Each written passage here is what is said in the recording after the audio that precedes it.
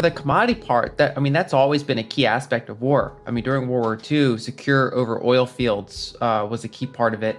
That's why there were a significant amount of battles, even in the European theater outside of Europe. A lot of it was to secure certain energy supplies. And so that's not new. It is relatively new to have this level of financial warfare, right? So, for example, freezing reserves. And this kind of begs the question of how much Putin anticipated, because they did, make themselves sanction resistant by focusing on gold and de-dollarizing as much as possible.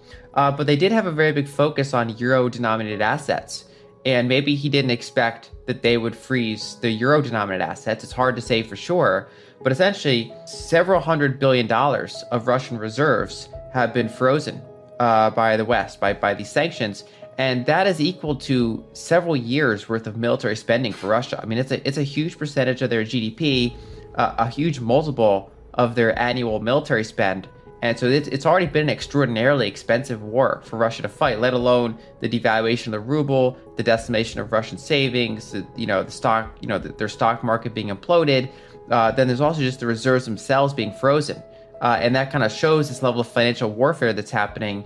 And, their counterpoint is, hey, we control like a significant minority of commodities, both for energy and also even for green tech. Nickel, for example, is absolutely key for battery technologies as we currently know it. And so it's kind of this war between what's going to happen first. Is Russia's financial crisis going to kick in faster than Europe and the rest of the world's commodity crisis? And we're kind of in this race between, who can harm each other the fastest, while they're not having a kinetic war between each other. The kinetic war is focused in Ukraine, but these greater powers are focusing on this financial and commodity war in the background of the actual physical warfare. Inflation figures came in at 7.9. Is it 7.9%? I think yesterday. The CPI figures. Are those figures, would they already have been arrived at prior to these events, or do they include these events? So these pretty much would have already been arrived at prior to these events for the most part. And so it's really kind of the next few prints that I think are going to be heavily impacted by these. And so, for example, I've been on the inflationary side, but I've also been on the side that, we might start peaking by the second quarter, right? That, inflation might not normalize, but that it could kind of top out and chop around for a period of time. And the caveat that I say, okay, what is the risk that's not correct? What is the risk that inflation just keeps soaring higher? And it would be some sort of energy shortage, some sort of key thing like that. And so this war as a catalyst certainly adds fuel to the inflationary fire, right? So we already had inflation from money printing, from other shortages going into this. And now that you have an acceleration of commodity shortages and bifurcation of global supply chains, that should add further fuel to the inflationary fire. And so, it kind of remains to be seen how long this is going to go. But we start approaching more like the 70s at this point in terms of energy security and overall inflationary levels. And one thing I pointed out recently is that we have the most negative real yields on say short-term U.S. Treasuries since 1951, right? So currency is getting devalued at a rate that has not been seen for quite a long time, and that's using the official numbers.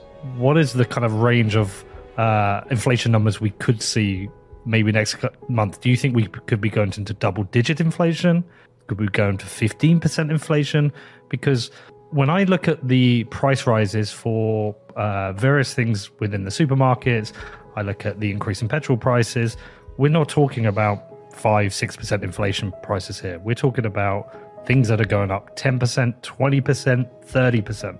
So I think the official numbers, so next month, using that specific time frame, next month or two, I don't think you'll see a gigantic gap, because if you look at the way the calculation works, a very big chunk of it is actually home, right? So there's owner's equivalent rent and things like healthcare, right? So those are unlikely to change rapidly in a month.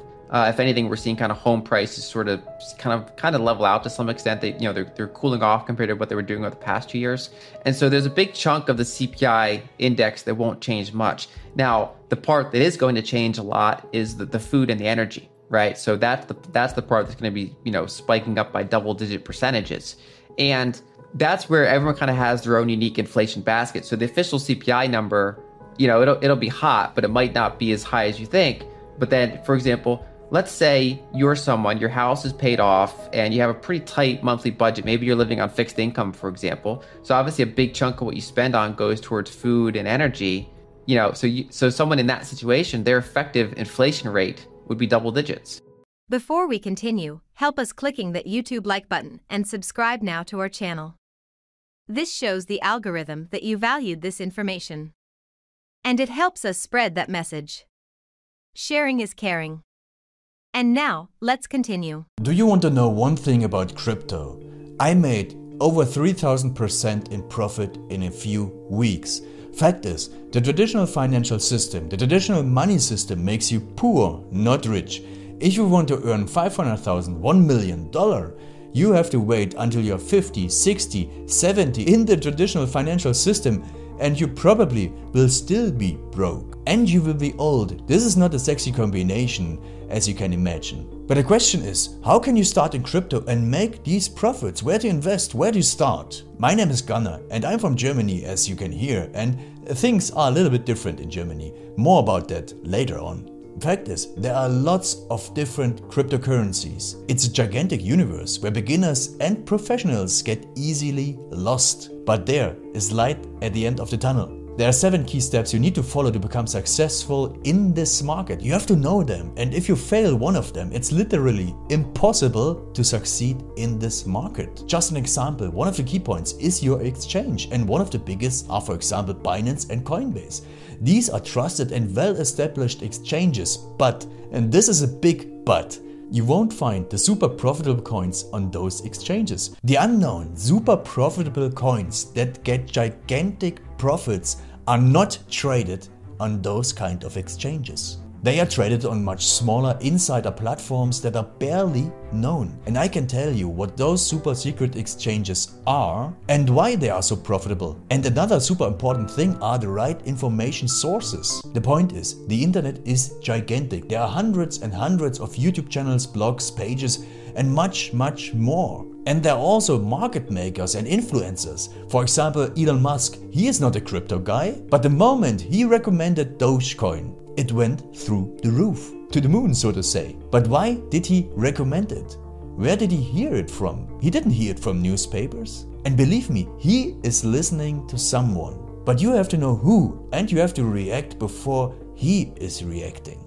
This is really, really important. And these are only 2 of the 7 steps you have to follow in order to be successful in crypto. And if you want to know all of these steps in much more detail, and if you want to have a comprehensive checklist, here's what you should do. There is a link below this video. Click on this link and you will get the opportunity to subscribe to my channel. Click on the link and you will see a video where I explain the next steps. So see you soon. Click on the link now. I'll see you there.